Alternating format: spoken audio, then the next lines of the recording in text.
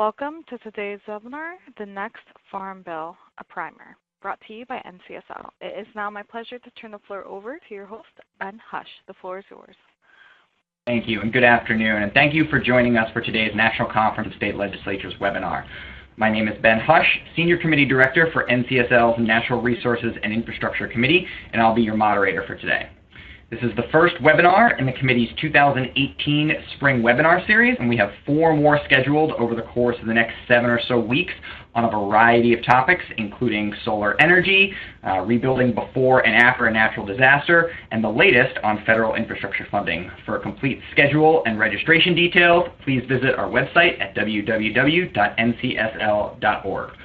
Before I introduce our 2 great speakers today, I wanted to review a few housekeeping items. Our webinar today is being recorded, and registrants will be able to access a recording of the webinar and presentation slides on NCSL's website. We will send out a notice shortly with a link to these resources. Additionally, you can download slides being used today by clicking on the library icon in the upper right of your screen, and please feel free to submit a question at any time by typing it into the chat box in the lower left. We will hold a Q&A after our speakers finish presenting. But back to why we are here today. The Farm Bill, reauthorized every 5 or so years, is a highly important bill for agriculture in the United States.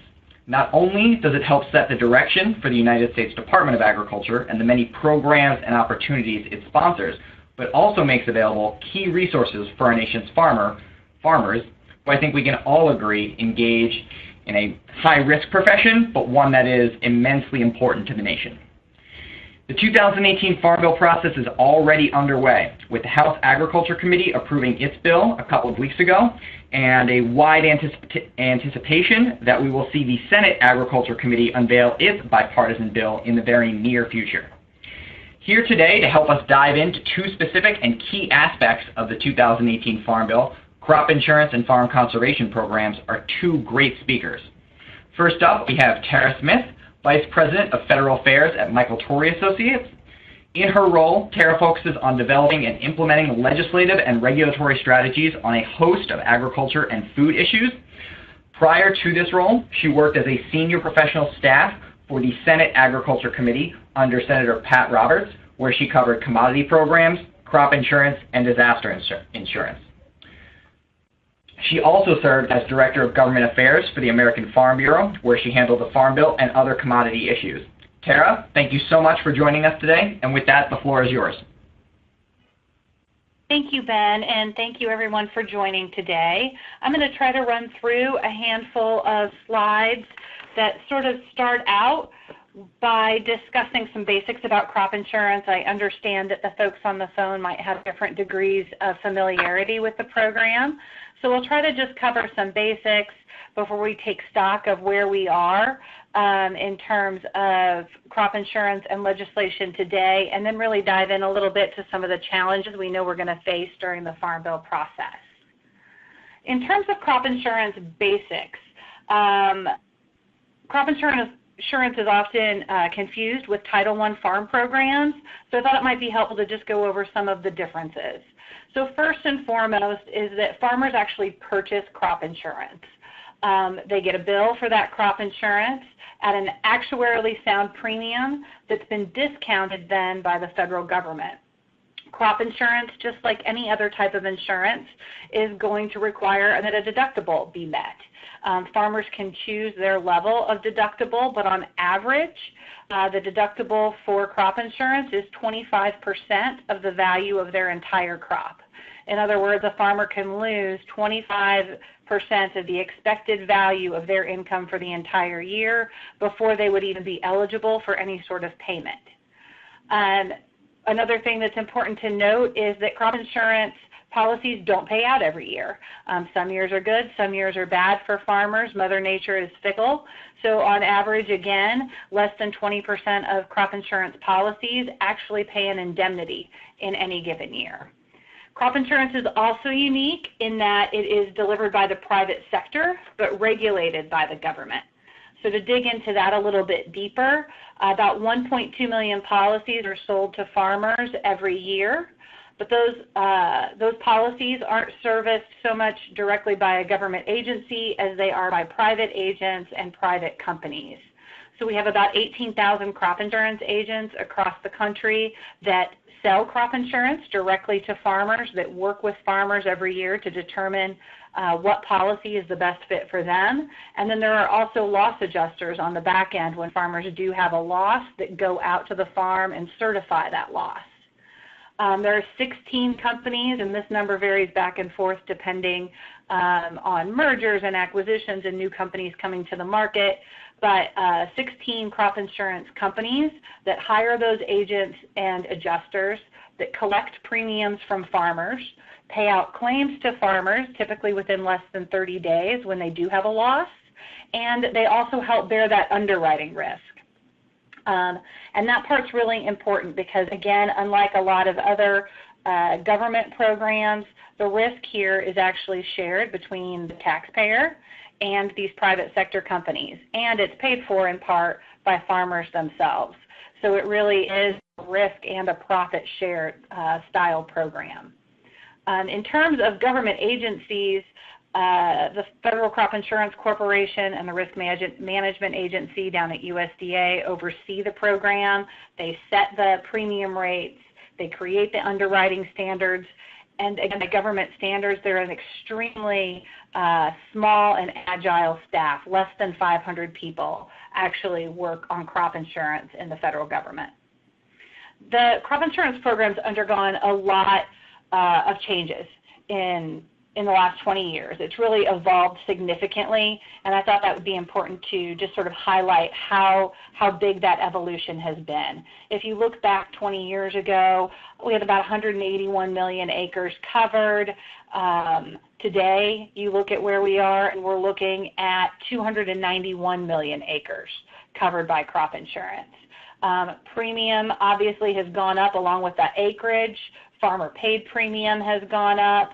So has the subsidy for those premiums. The liability covered by crop insurance has also expanded significantly. But it's really that bottom line that's important to note, and that is that as we've seen the crop insurance program grow, we have seen ad hoc disaster assistance and other farm programs in Title I actually decrease. So this growth in crop insurance was a planned growth. Back in the late 90s and into 2000, Congress decided that we were paying out too much in ad hoc disaster assistance, that assistance was being off books, completely paid for by the taxpayer, and wasn't getting to farmers in a timely manner. And Congress saw crop insurance as the solution to that. And so in 2000, premium discounts were actually increased significantly. The program was expanded to cover a multitude of crops, and it was made more flexible so that additional crops could be added to the program, all in an attempt to move away from ad hoc disaster assistance. And arguably, based on these numbers, the plan that Congress had in 2000 was a success. As you Farm Bill, I thought it might just be useful to have in the back of your mind how the crop insurance program sort of sits amongst all of the other Farm Bill programs. You can see here crop insurance is about 8.5% of all of the spending in the Farm Bill, and this shows you a little bit how it goes with the conservation programs, commodity programs, and nutrition programs as well. If we start to take stock of where we are today, we have a lot of strong advocates for crop insurance up on the Hill. You've got the chair and the ranking members of both the House and the Senate Agriculture Committee that are strong supporters of crop insurance. Generally speaking, the program sees a lot of support from both sides of the aisle, particularly in agriculture country. But that isn't to say the program doesn't have its detractors. We've seen legislation introduced in Congress, including the AFFIRM Act, which we sort of refer to jokingly as the Everything in the Kitchen Sink Act, that would make a lot of cuts to the program, significant negative changes to the program, and arguably could do significant harm to the program being able to move forward as the primary risk management tool for farmers. This slide outlines what some of the components of the AFFIRM Act include. So you see things like various types of means testing. You see putting a cap on the administrative and operating expenses that companies receive for actually delivering the product to farmers. Doing things like eliminating harvest price policies, which I'm sure is Greek to a lot of folks on the phone, but the vast majority of policies that are sold in the United States today are harvest price policies, and this bill would essentially eliminate all of those policies that farmers utilize. So we naysayers, they do also come, just like our supporters do, from the right and the left. Just to give two examples here, the Environmental Working Group on the left has some pretty strong opinions about crop insurance. So does the Heritage Foundation. You don't see this very often, but if you look at the language they use, actually Environmental Working Group and Heritage have relatively similar perspectives on crop insurance for what that's worth. So that sort of leads us to where we are in terms of Farm Bill challenges today. We are expecting in this House floor process to see amendments from Republicans on crop insurance. As of right now, we're being told by Ranking Member Peterson that they're not expecting any Democrat amendments on the floor.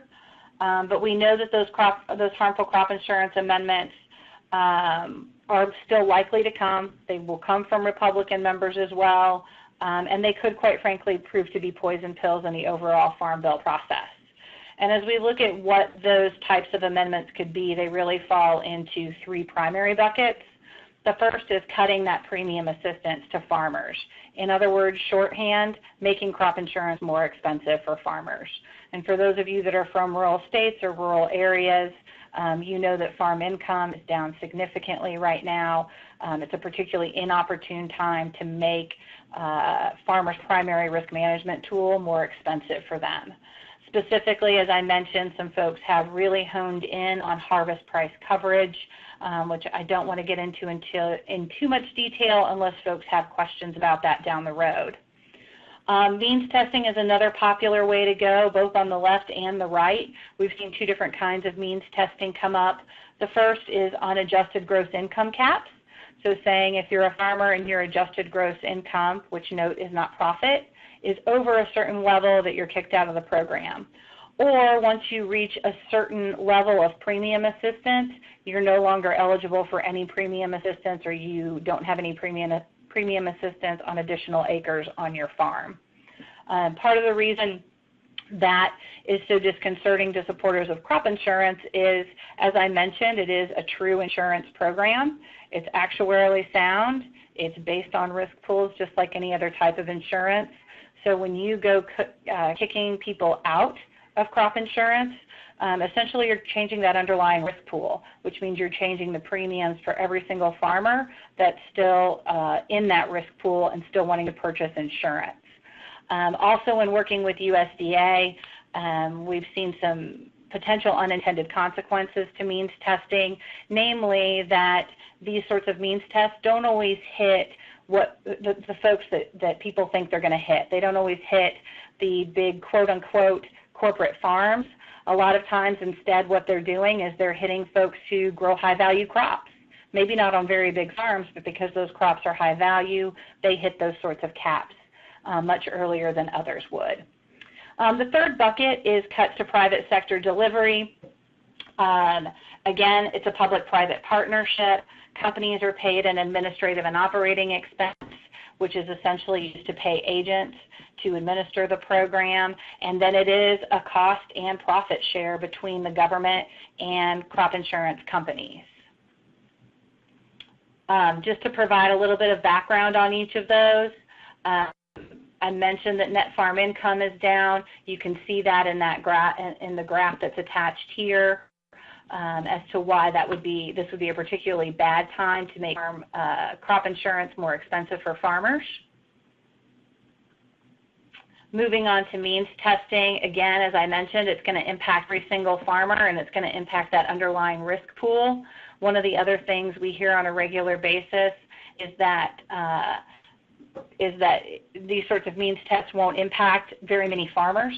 Don't worry about these sorts of means tests because they're only going to impact 1, 2, 3, 4% of farmers. That's all great except crop insurance premiums based on acres.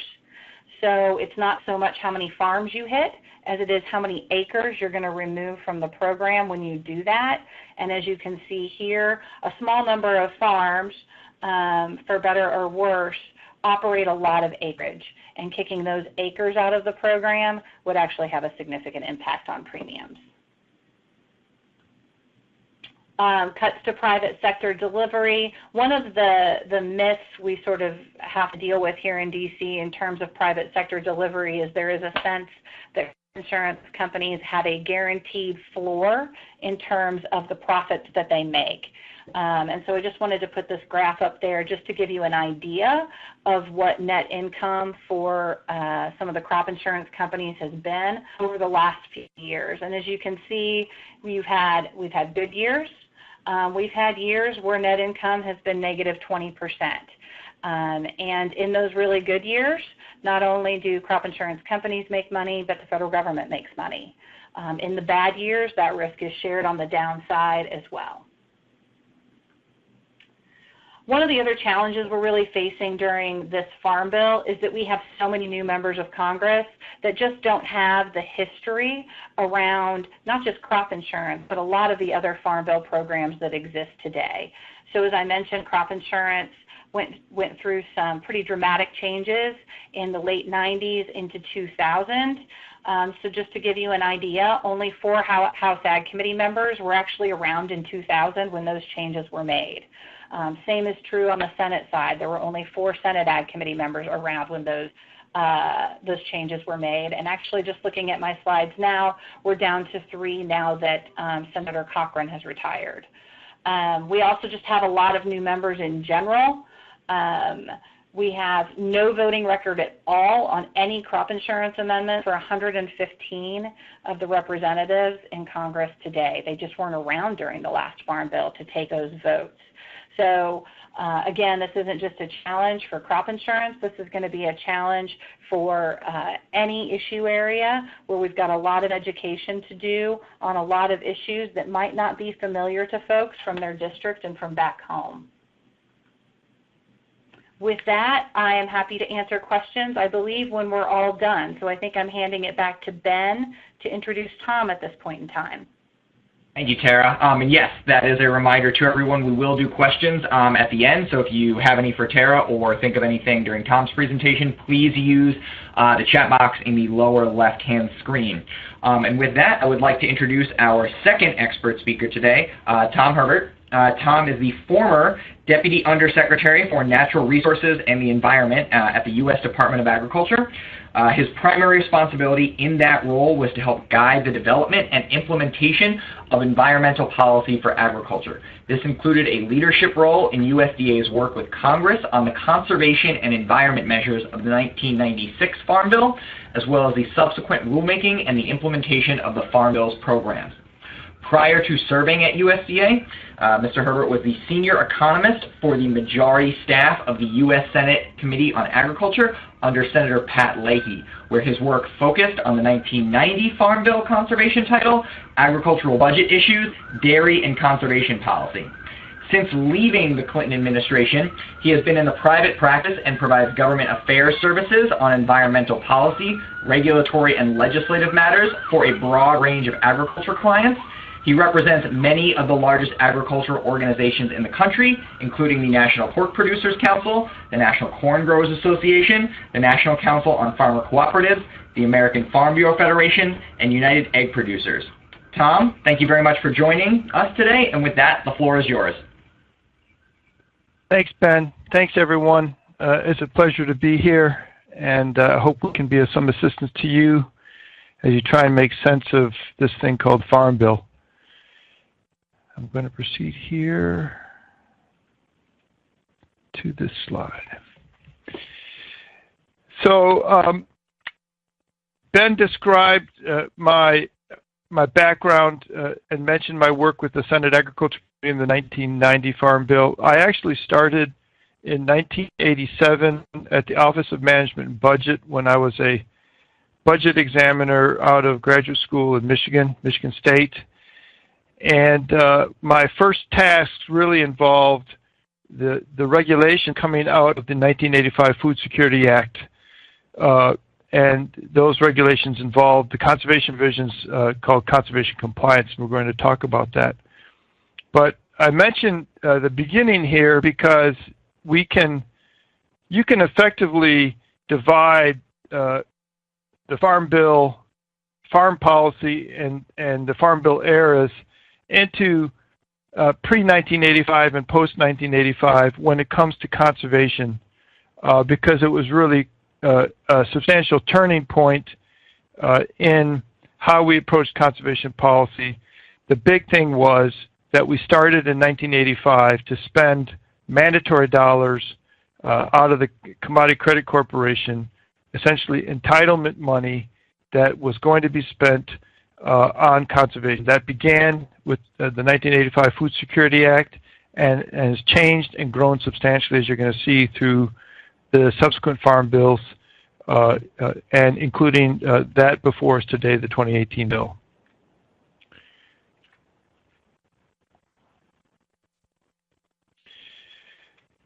We have a basic framework today, in place today, conceptual framework for how to think about conservation policy at the federal level at USDA.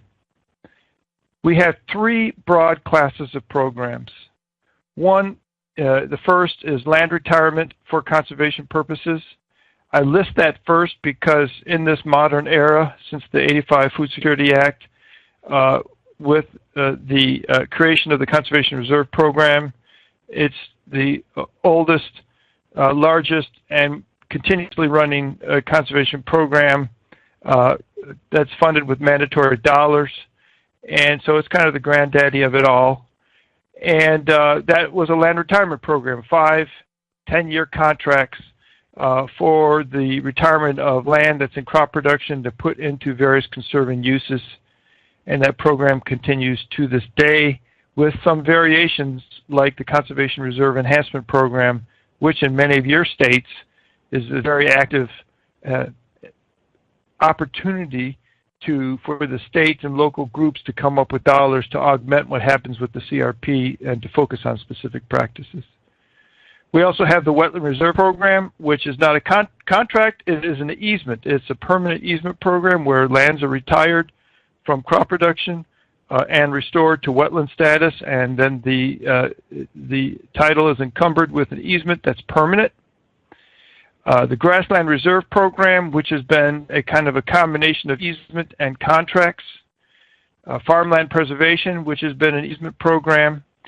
And then with the last Farm Bill, the creation of something that pulled a couple pieces of these together called the Agricultural Conservation Easement Program, or ACEP. That's land retirement for conservation. You take it out of production and you put it into conserving uses. The thinking being that there are some lands for which their highest and best use is in some type of conservation practice in the agricultural landscape side by side with working lands, but these lands themselves are not being used for agricultural production.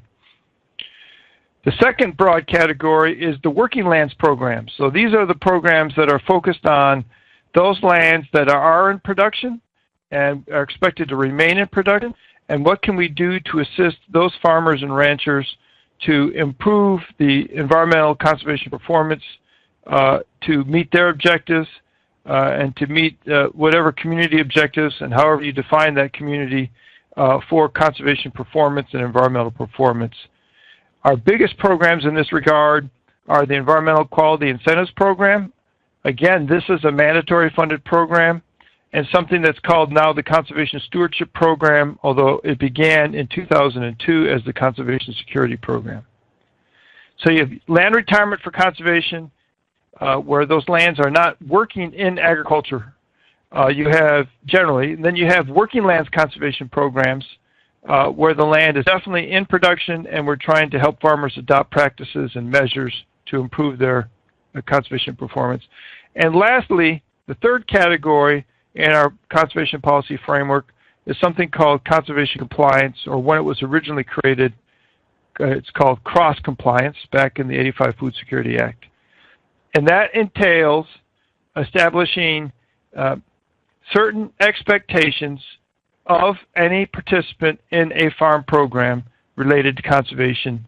Those expectations dealing with whether you have highly erodible land and the need for a conservation plan being actively implemented to reduce erosion to acceptable levels from your highly erodible land, or if you have areas in your fields that are wet and would meet the formal definition of a wetland, if you convert that for the purposes or to make possible the production of an agricultural commodity. If you do that, or if you fail to have a conservation compliance plan for your highly erodible land, you lose eligibility for all farm program payments.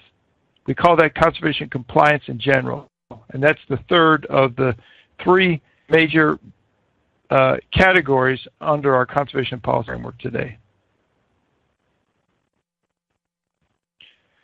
So in the modern era, from 1985 onward, we'll talk about three of the basic bills that have taken place. The '85 Food Security Act, the 1990 Food, Agriculture, Conservation, and Trade Act, the FACT Act of 1990. That was the bill I worked on when I was in the Senate on the Agriculture Committee. And then the 1996 FAIR Act. Those three bills represent the basic framework for what is now thought of as our conservation programs in this country. I call it the modern era because it surprises me that I've been working at this now for more than years, and I want to call it the modern era because it allows me to claim I'm working in the same era as Tara, because otherwise I'm just an old guy. So this is the modern era of conservation policy.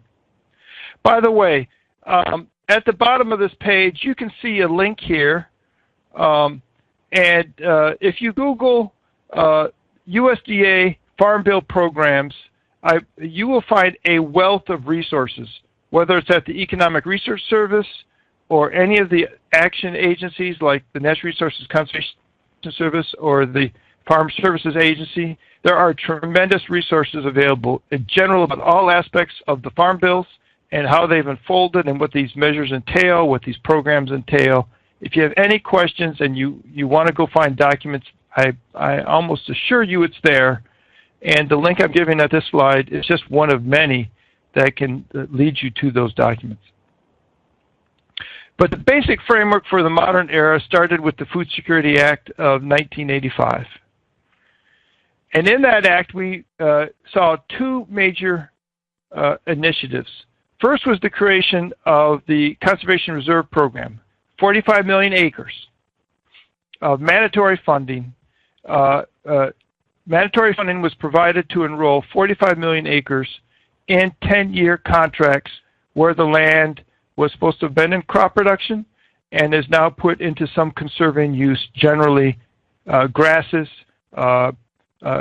herbaceous plant species of various types, conserving uses, where any kind of economic activity on those acres is generally significantly limited, with the primary focus being on erosion control and creation of wildlife habitat. The interesting thing about this program, the CRP, it's the first mandatory program of this size that's still in operation today.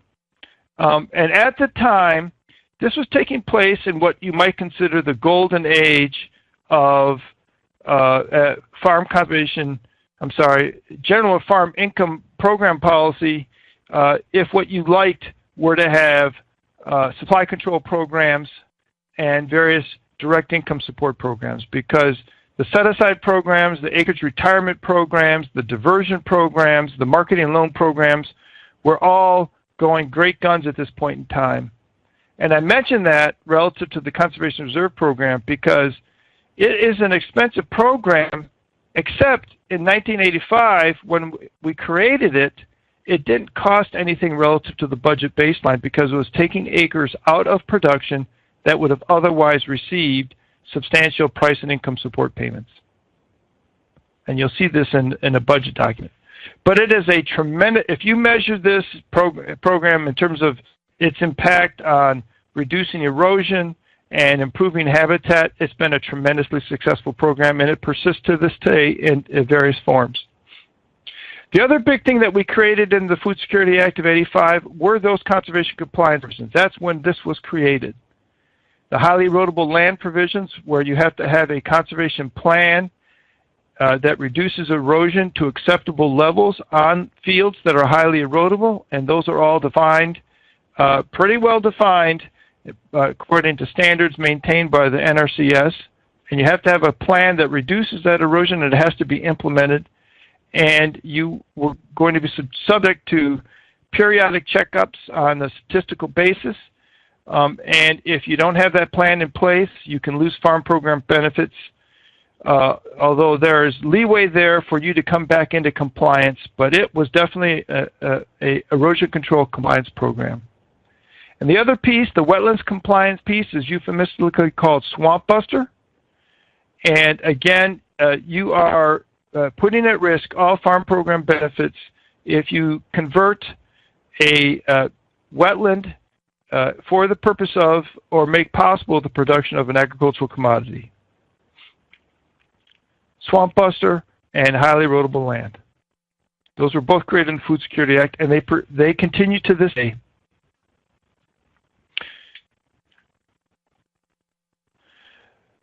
So I think it's important to think about conservation from a budgetary standpoint and its importance relative to the other things that happen in the Farm Bill. And there's many, many categories of spending in the Farm Bill, spending being mandatory funds where the funds are actually essentially obligated through the formation of entitlements by the passage of the bill itself. This is separate from discretionary spending in the appropriations bills. And in the '85 Food Security Act, income support in the form of the various acreage set-asides, diversions, marketing and loan programs, target price support, those were all expected to spend over 5 years about $55 billion. Risk management at the time was basically, it was not part of the Farm Bill in this manner. There was some crop insurance out there at the time, but it was not a mandatory item. There was no money in the '85 Food Security Act in a mandatory manner spent directly on risk management as we understand it today.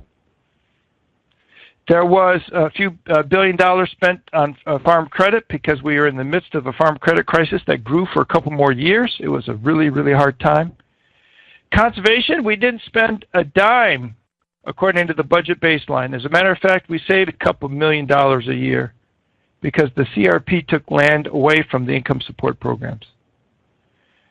And even back then, in 1985, the food assistance programs, which in the Food Security Act spent about $71 billion, it was the largest single item. This used to be the food stamp program and is now largely called SNAP, the Supplemental Nutrition Assistance Program.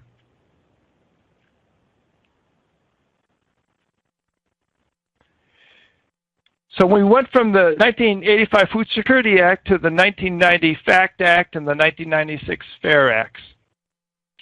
And in those bills, we addressed major controversies and the needs to improve and adapt the conservation compliance programs, the highly erodible land, and Swamp Buster. There was major amendments in both programs, in both of these bills.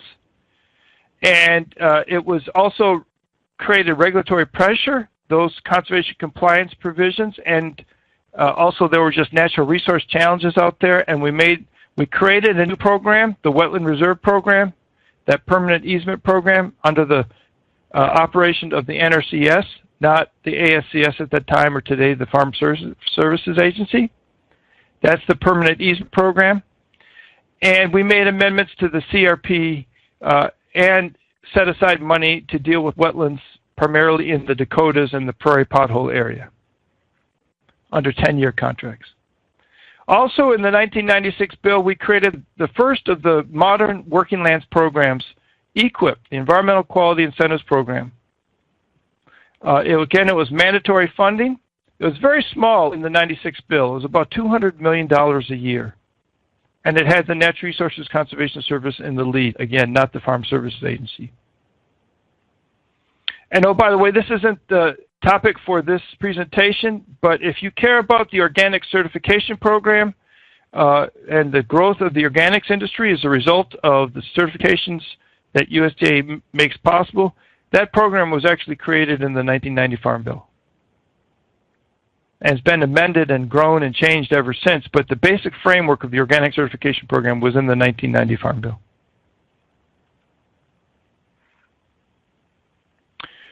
So in the same modern era of the 2002, the 2008, and the 2014 Farm Bills, it's an era of growth and expansion in our conservation programs.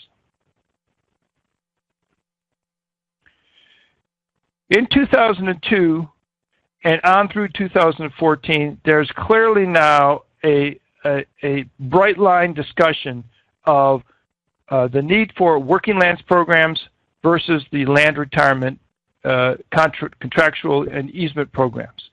That in our minds, there's a real sense that we have to be addressing both, and there's an ongoing debate about what the relationship should be and what is the right mix of emphasis between these two.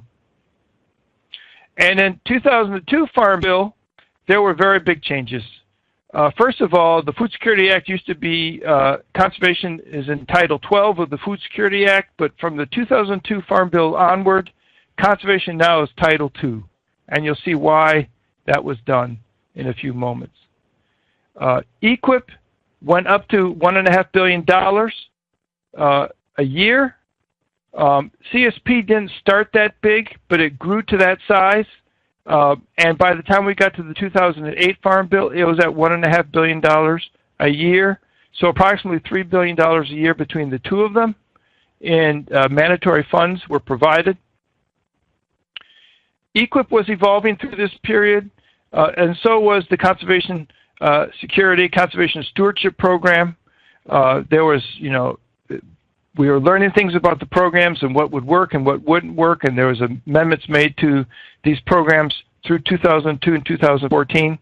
But the big deal was that funding went from a couple $100 million a year in EQIP's case to $1.5 billion a year, and from zero in CSP's case to up to about $1.5 billion a year.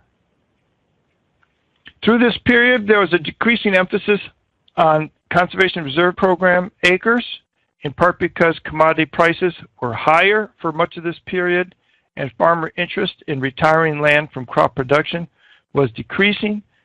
And so through this period, we saw reductions in the authorized size of the program all the way down to 24 million acres in the CRP, down from 45 by 2014.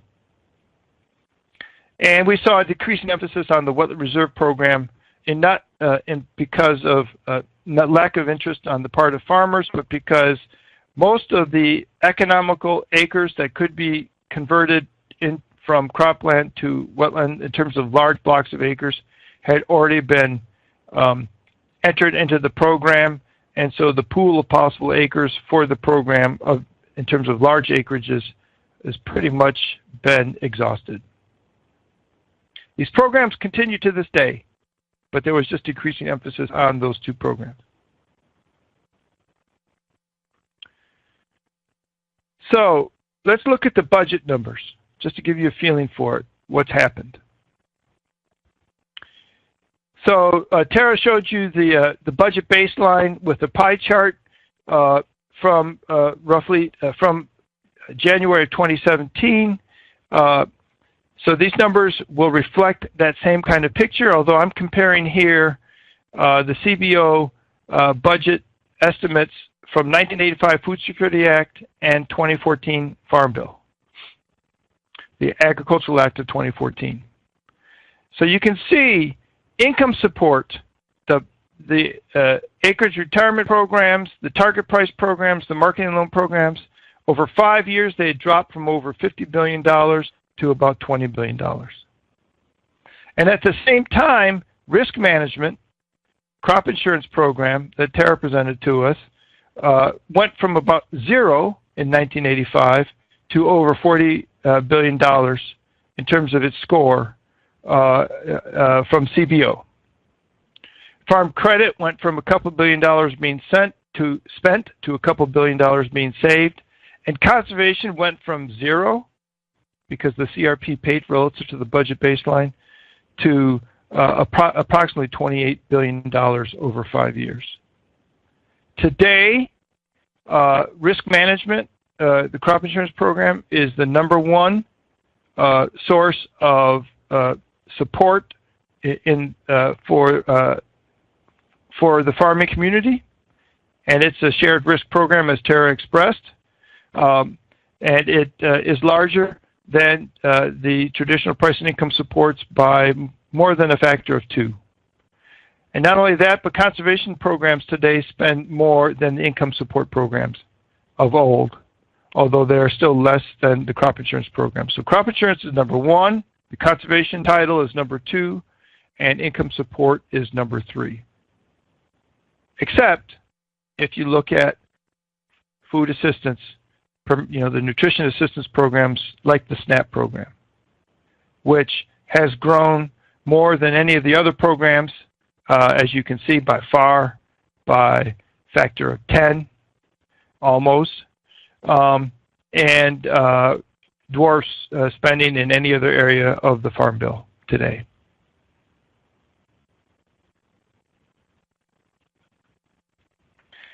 So, in this modern era, the 2018 Farm Bill is before us today. The question is, what's going to happen relative to conservation policy? Are we going to see further refinements, or are we going to see reforms, or some combination of both? It's an open question right now. Some of the policy issues that we're dealing with in the conservation title, and this is a debate that's been actually happening throughout the history of the CSP programs, Conservation Stewardship, Security, and now the Conservation Stewardship Program. What is its purpose? Is it supposed to pay farmers to adopt and utilize practices that they otherwise would not use because they lose the money?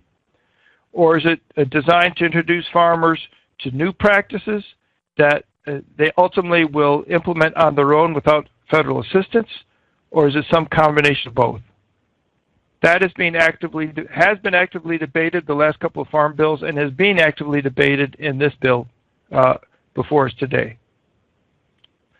I can say that the House committee passed bill, its conservation title, they have taken the CSP program and merged it with EQIP, combined their funds, although the funding has been shifted around some into various pots related to work plans program. But the House conservation title's CSP approach puts far less emphasis on paying farmers to adopt practices that they otherwise wouldn't adopt because they lose the money, and again try and focus on them to help them adopt practices that ultimately the farmers will want to implement solely on their own. There's questions about how should the CSP objectives be met within the program, how the contract should be structured, what kind of focuses should we be applying to the program, what kind of acres should we be focusing on.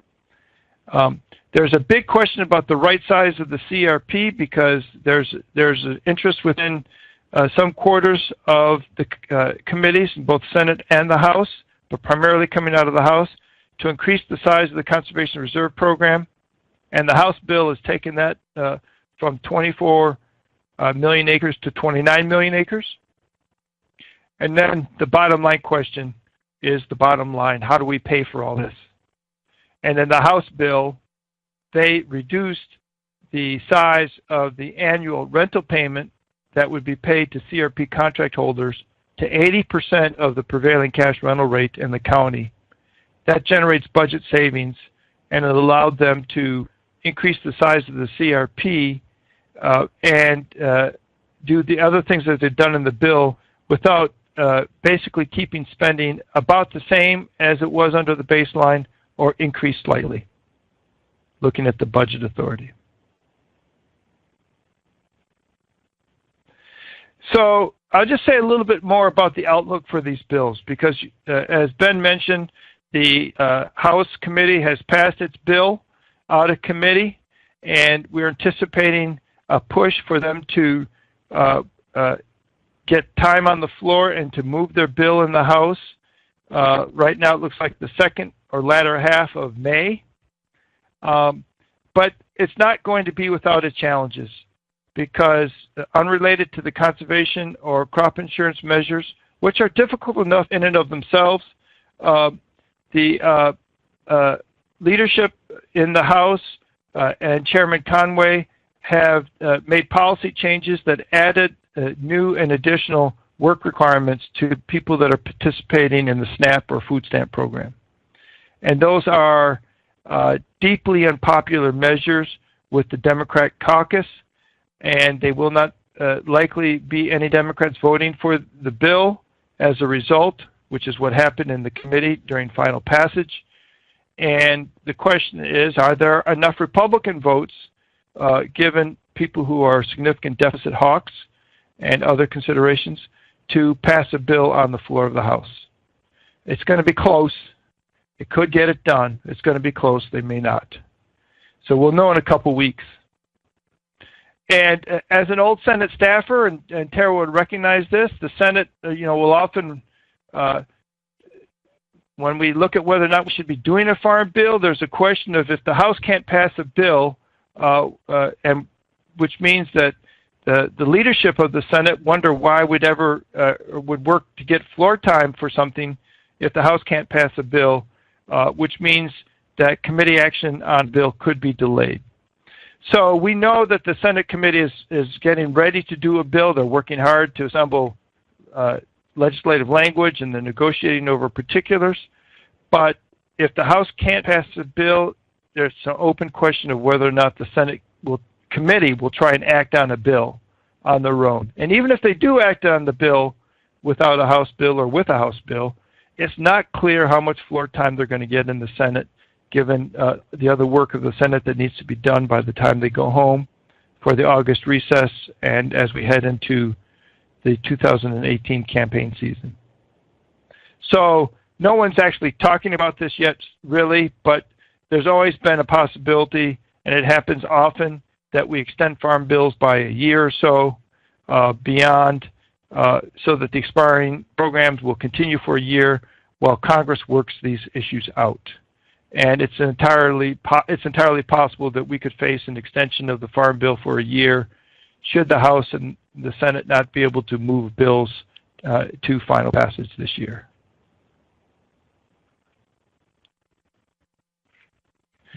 So, Ben, I'm happy to address any questions along with Tara at your pleasure. Great, and thank you, Tom. That was really, really strong overview, kind of the history and some of the major changes of the conservation programs and title. As Tom mentioned, I'd like to kind of shift gears to the final portion of today's webinar, the Q&A. So as you can probably all see in the lower left-hand corner of the screen, if you do have any questions, please just type it in and we will kind of go with them in order. I had a couple questions sent to me by folks who couldn't join us today, but Tara, actually I want to just give you a chance, and this may be a very short answer, but I didn't know if you had a different take or pretty much agree with Tom on kind of his take on kind of maybe the schedule for the kind of latter two-thirds of 2018 and potentially 2019 for Farm Bill enactment? Yeah, I think that I would pretty much agree, and Tom knows this well. When you've been a staffer working on a farm bill before, the last thing you want to do is start talking about things like extensions, because that always makes our good friends up on the Hill sad and nervous that this is going to be another long, extended process. But I do think, given the election, the upcoming election, we do have to at least consider that as a realistic possibility. I do know that leadership on the Senate side, despite the struggles that the House is working through right now, they are anxious to move forward and try to get something on the Senate side through yet this year. So there are a lot of different ways this could go, but the path forward, to Tom's point, is not going to be a simple one. Great, and this next question is actually for you, which I got ahead of time.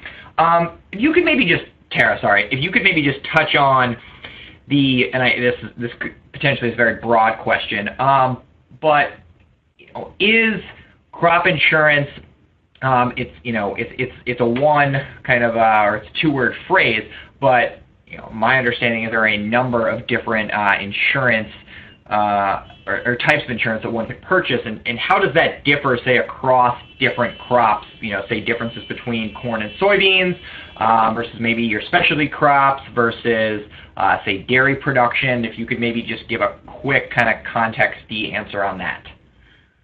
Absolutely, and you raise a really good point, which is, crop insurance is available. I think we're up to 120 different commodities now, and as you can imagine, production methods, ways of measuring revenue, ways of measuring yields are all very different for all those different types of commodities.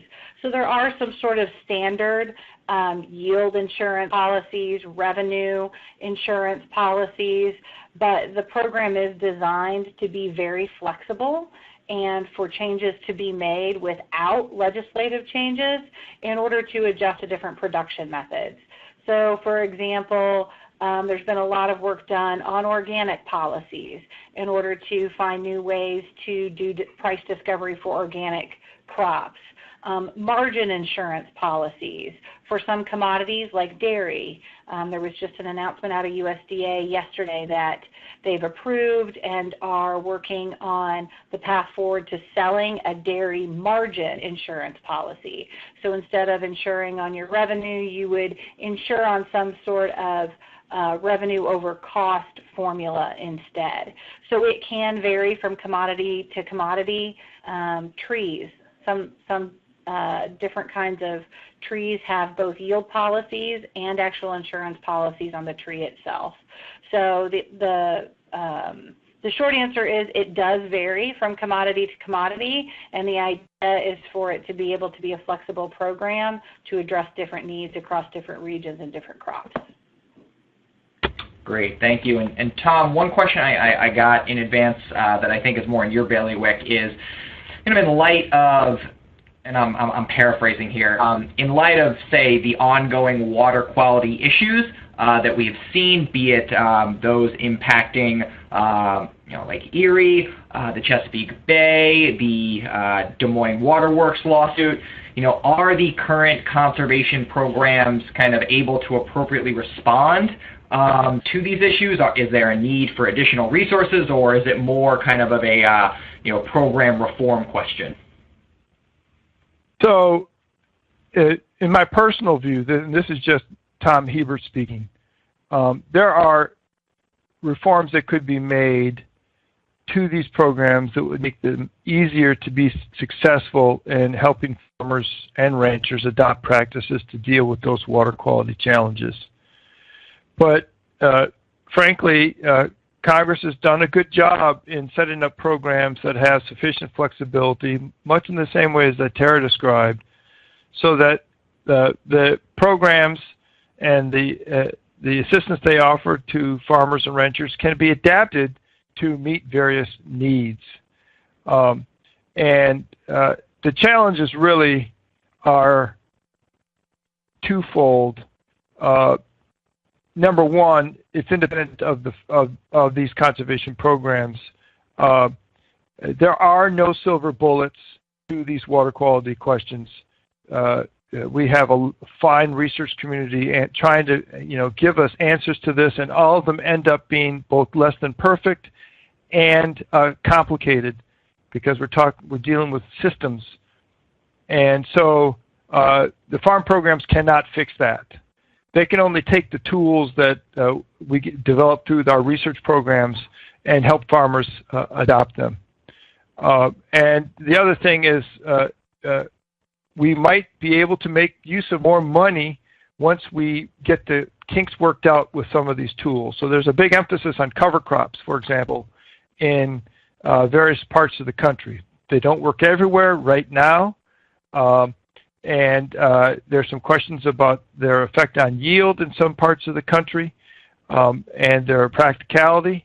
But by and large, it's a very much a growing practice that's being adopted in many parts, and we could probably use some more money to do cover crop work, for example, and maybe make the programs a little bit simpler so that we could help farmers adopt more cover crops, even if they don't want to do some of the other things called for in programs like CSP. But by and large, the programs are able to respond, and I'm sure that if we did provide them with more resources, that we would be able to, find a way to get more conservation adopted. But they're doing a pretty good job in this regard overall, given the limitations of what we know. Thank you. And I'm now going to turn to the question in the chat box, which you should both be able to see.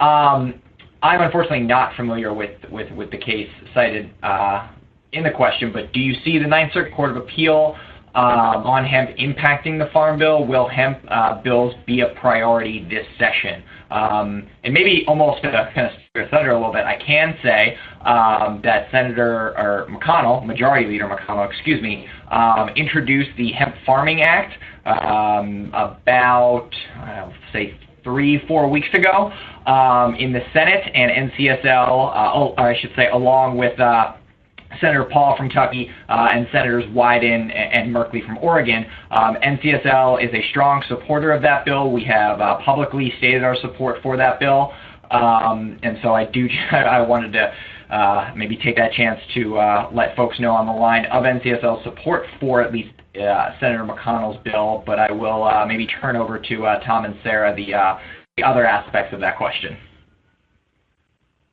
So I apologize, but I'm not familiar with what the Ninth Circuit did on hemp, and so I'm not quite sure how that might affect the Farm Bill. I can say that there's always been interest in supporting. There's always been interest in getting help out of these programs to support hemp production. It's been complicated by the fact that the program, has a visual image, from the air that is identical to marijuana, and so there's always been challenges related to that. But these are problems that can be addressed, I'm sure. But I'm not exactly sure how this is going to unfold under the Farm Bill. I haven't been a student of that and following that closely enough to say. And I probably know just enough to be dangerous. I'm not particularly familiar with the Court of Appeals case.